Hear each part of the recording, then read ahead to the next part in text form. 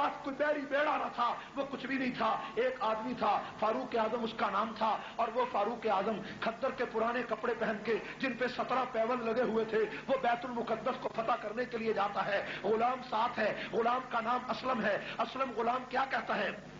یہ بات میں اسلامی تاریخ کے حوالے سے نہیں کہتا، بلکہ میں ایڈورڈ گبن کی وہ انگریزی کی کتاب جس کا نام ہسٹری آف اسلام ہے، جو 22 جلدوں میں فاروق اعظم پر اس نے لکھی ہے اور اسلام کی تاریخ رقم کی ہے. ہسٹری آف اسلام میں ایڈورڈ گبن لکھتا ہے کہ عمر فاروق اتنے بڑے ملک کو فتح کرنے کے لیے جس وقت مدینہ منورہ سے چلتا ہے تو غلام ساتھ ہے. غلام نے مہار پکڑی ہوئی ہے. ذرا توجہ کرے، واقعہ آپ نے پہلے بھی سن رکھا ہوگا، لیکن میں اس میں ایک نئی بات آپ کے سامنے لانا چاہتا ہوں کہ عمر فاروق سواری پہ سوار ہے، غلام ساتھ ہے. کچھ دور جا کر عمر فاروق نے غلام سے کہا کہ سواری روکو. غلام کہنے لگا شاید امیر المومنین قضائے حاجت کے لیے آ رہے ہیں. جب اس نے سواری کو روک دیا، عمر فاروق نیچے آئے، قضائے حاجت نہیں کی بلکہ اس غلام سے کہا کہ اے اسلم یہ مہار میرے ہاتھ میں دے دو. مہار اپنے ہاتھ میں لے لی اور غلام سے کہا تو سوار ہو جا. غلام کہتا ہے یہ روایت تو دنیا میں کبھی نہیں ہوئی کہ غلام سوار ہو اور آقا مہار پکڑ کے آ رہا ہو. اے عمر امیر المومنین دنیا کیا کہے گی، لوگ کیا کہیں گے؟ عمر نے کہا دنیا جو مرضی کہے، لیکن عمر یہ کہتا ہے کہ نوکر سوار ہوگا، آقا پیدل ہوگا.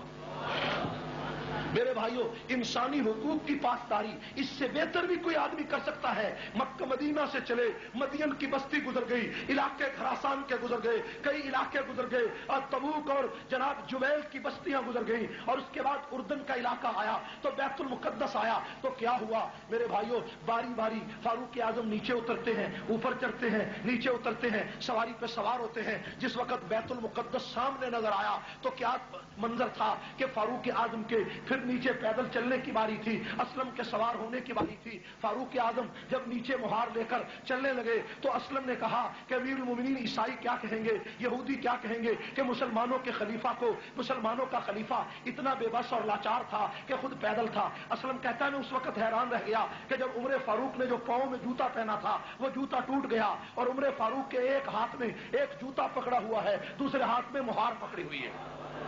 انسانی حقوق کی اس پاسداری کو کائنات میں کوئی اس کی نظیر پیش نہیں کر سکا کہ فاروق اعظم کا ٹوٹا ہوا جوتا ایک ہاتھ میں تھا اور ایک مہار دوسرے ہاتھ میں تھی اور غلام سوار تھا اور بیت المقدس کے اوپر تورات اور انجیل کی کتابیں لے کر لوگ بیٹھے ہوئے تھے. اور قرآن نے اسی فلسفے کو پہلے بیان کر دیا تھا، ذالک مثلہم فی التوراۃ ومثلہم فی الانجیل. محمد کے یہ وہ خلفاء ہوں گے جن کی مثال تورات و انجیل میں گزر چکی ہے، جن کا ذکر تورات اور انجیل میں پہلے آ چکا ہے. میرے بھائیوں، عیسائیوں نے انجیل کھولی ہے اور اس کے اوپر کیا لکھا ہے کہ جو خلیفہ وقت ہوگا وہ پیدل ہوگا، مہار سوار غلام ہوگا. اور دوسری کتاب میں لکھا کہ فاروق اعظم کی ایسی تصویر ہوگی، پرانے کپڑے ہوں گے، ہاتھ میں جوتا ہوگا.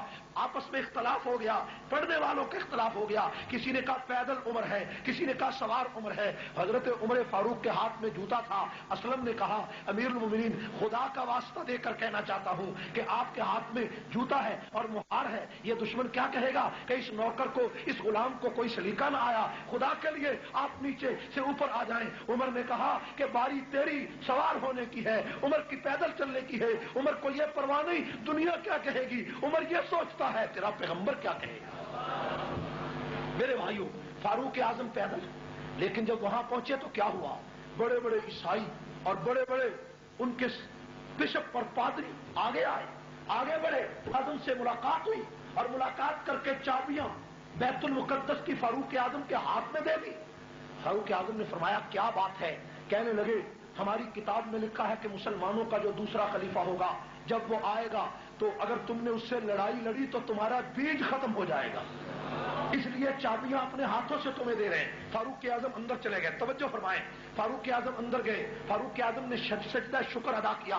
سجدہ شکر ادا کرنے کے بعد جس وقت چابیاں مل گئی، بیت المقدس کا قبضہ مل گیا، فاروق اعظم باہر فاروق اعظم اسی جگہ پر بیٹھے ہوئے ہیں. تھوڑی دیر کے بعد ایک آدمی آیا اور آ کر ایک کاغذ کا رکا فاروق اعظم کو دینے لگا. فاروق اعظم نے کاغذ کا رکا پڑھا اور پڑھ کر کہا کہ یہ جو جگہ ہے یہ میرے باپ کی جاگیر نہیں ہے، یہ میری نہیں ہے، یہ میں اس کا مالک نہیں ہوں. بے شک یہ تم کاغذ صحیح لائے ہو لیکن میں اس کا مالک نہیں ہوں. مجمع لگا ہوا تھا, ہزاروں دنیا بیٹھی ہوئی تھی, عیسائی اور یہودی تماشا دیکھ رہے تھے. مسلمان جو کچھ اس علاقے میں رہتے تھے وہ دیکھ کر خاموش ہو گئے کہ امیر المومنین نے ایک بدو کو یہ تحریر دیکھ کر یہ عجیب جملہ کہا کہ میں اس جگہ کا مالک نہیں ہوں. فاروق اعظم جب باہر نکلے تو باہر نکل کر کچھ لوگوں سے ملاقات ہوئی تو انہوں نے کہا امیر المومنین باقی ساری باتیں بعد میں پوچھیں گے, پہلے یہ بتاؤ کہ وہ بدو کون تھا, وہ غریب کون تھا جو ایک رکا لے کر آیا تھا اور تم نے کہا یہ جگہ میری نہیں. عمر فاروق کی آنکھوں سے آنسو نکل آئے. عمر فاروق نے فرمایا کہ میری عمر اس وقت 17 سال تھی جب میرا والد اس بستی میں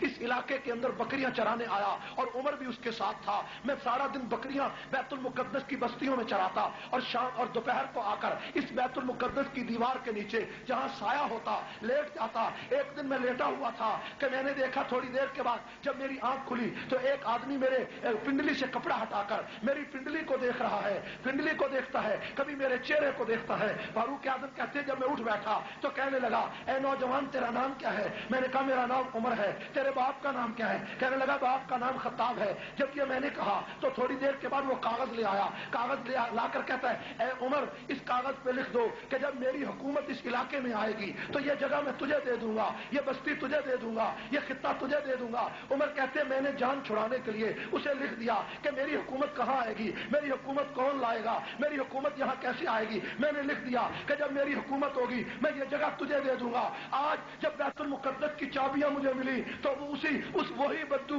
اپنے لڑکے کو بھیجتا ہے اور وہ بدو تو گھر میں بیمار پڑا ہے اور یہ جوان لڑکا میری لکھی ہوئی تحریر لے کر میرے سامنے آیا اور آ کر کہتا ہے کہ یہ جگہ مجھے دے دو, میں یہ جگہ تجھے دیتا ہوں. تو عمر کہتے ہیں چونکہ یہ جگہ میری ملکیت نہیں ہے, یہ مسلمانوں کا مال ہے, اس لیے میں نے کہا کہ عمر یہ جگہ تجھے نہیں دے سکتا. قرآن نے اسی فلسفے کو بیان کیا کہ ذالک مثلہم فی التوراۃ و مثلہم فی الانجیل. میرے بھائیوں عدل و انصاف کی تاریخ میں ایسا سنہرا واقعہ کائنات میں کسی نے نہیں سنا. آج عیسائی اور یہودی کیا کہتے ہیں؟ یہودی اور عیسائی کہتے ہیں کہ دنیا میں ایک عمر اور آ جاتا تو پوری دنیا میں ظلم کا نام و نشان مٹ جاتا. ظلم کا نام مٹتا یا نہ مٹتا؟ میرے بھائیوں فاروق اعظم جیسا عدل, فاروق اعظم جیسا انصاف کائنات میں کون لائے گا؟ صرف ایک واقعہ عرض کر کے بات ختم کرتا ہوں, نماز کا وقت ہو رہا ہے. میرے بھائیوں فاروق اعظم مسجد نبوی میں, مسجد نبوی کے قریب اپنے مکان میں تشریف فرما. آدھی رات کا وقت ہے, توجہ کریں, آدھی رات کا وقت تھا. ایک آدمی نے دروازہ کھٹکھٹایا, امیر المومنین جاگتے تھے, نیچے اتر آئے. فرمایا امیر المومنین آپ کو نہیں پتا شام میں جو فوجیں گئی ہوئی تھی وہ ملک یمن کی طرف جا رہی ہیں اور مدینہ سے 2 میل کے فاصلے پر انہوں نے پڑاؤ ڈالا ہے, آپ یہاں تشریف فرما ہے. فاروق اعظم نے اسی وقت عبد الرحمان بن عوف کو ساتھ لیا اور جا کر وہ فوجیں جو 2 میل کے فاصلے پر ٹھہری تھیں فاروق اعظم ان فوجوں کا پہرا دینے لگے اور جو پہرے دار تھے ان کو کہا تم سو جاؤ, ہم مدینہ سے نئے پہرے دار آئے ہیں. ان کو نہیں پتا چلا کہ یہ امیر المومنین ہیں. فاروق اعظم اس فوج کا ساری رات پہرا دیتے رہے اور صبح کو فاروق اعظم وہاں موجود تھے. کئی لوگوں کو پتا چلا کہ عمر فاروق تو یہ ہے, تو وہ جو پہرے دار تھے معافی مانگنے لگے. عمر فاروق نے فرمایا نہیں, میرا فرض ہے کہ میں تمہاری نوکری کروں, تمہاری چاکری کروں, یہ میرا فرض تھا. تم مسافر تھے, تم میری رعایا تھے, میرا فرض تھا.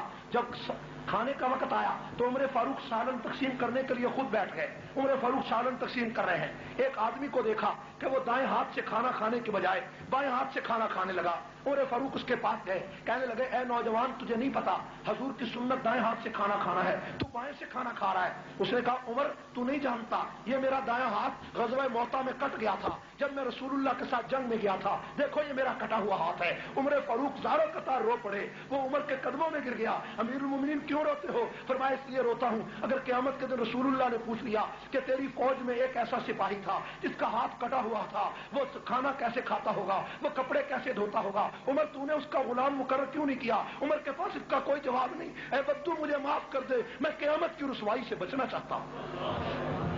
انصاف کے ایسے واقعات تو چشمے فلک نے کبھی نہیں دیکھے. آج برطانیہ کے اندر لوگ کہتے ہیں جناب بچہ پیدا ہوتا ہے تو وہاں پر جناب علی 8 شلنگ یا 10 شلنگ یا پاؤنڈ ان بچوں کے وظیفہ مقرر ہو جاتا ہے. آپ دیکھتے ہیں کہ برطانیہ میں بچہ پیدا ہوتا ہے, وظیفہ مقرر ہو جاتا ہے, لوگ خوش ہوتے ہیں. جناب عیسائیوں کا یہ کارنامہ ہے. عیسائیوں کا کارنامہ نہیں, یہ قانون فاروق اعظم نے بنایا تھا. میرے بھائیوں انسانی فلاح و بہبود کا ایک ایک قانون پوری دنیا میں فاروق اعظم نے بنایا.